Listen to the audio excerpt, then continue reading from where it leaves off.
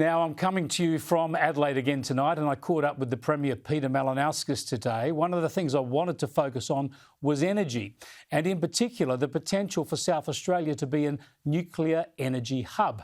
There are uranium mines in South Australia that export uranium to the world. The state is gearing up to build nuclear-powered submarines. It's also building a national radioactive waste repository. So surely it should look at being a hub for nuclear energy, producing electricity for the state and the national grid, and using the excess power to desalinate water or produce hydrogen for emissions-free fuel. The Premier talks more sense on energy than most in Labor. It's a baseload sort of energy that has zero carbon emissions. So for a serious industrial consumption, it stacks up. The problem in the South Australian context, as you appreciate, Chris, with 1.7 million people in a highly dispersed, huge area, the economics of it aren't just not there. Feeding into a national grid and also all those other factors like hydrogen, like the nuclear submarines, surely now is the time to attract federal investment as well, and look at actually getting a kickstart on this industry, which I think Australia is going to end up doing at some stage anyway. And I, for one, won't be resisting it on the basis of some sort of, pseudoscience that says that it's dangerous when it's not.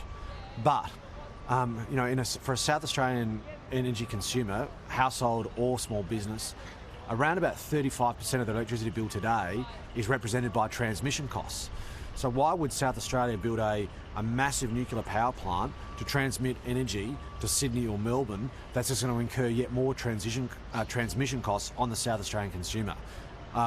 Look, if it's stacked up economically, I wouldn't be getting in the way of it, but I'm not going to support the idea that we should build something that's going to make power more expensive when the price is already going up. Now, I'm also on the record, Chris, that I actually think gas has to remain part of the equation.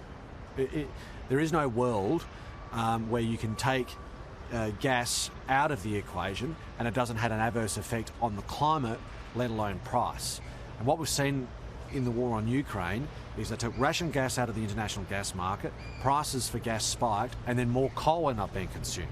I don't see anybody winning out of that equation, particularly those people who believe in climate change, as I passionately do. So I think gas is part of the transition, but we've got to move towards renewables, and that's what South Australia is keen to show a position of leadership around. Do you think your federal colleagues are too down on gas? No, I think that my federal colleagues appreciate gas does have a role to play within the market, and we've got to transition, and gas is a transition fuel away from coal.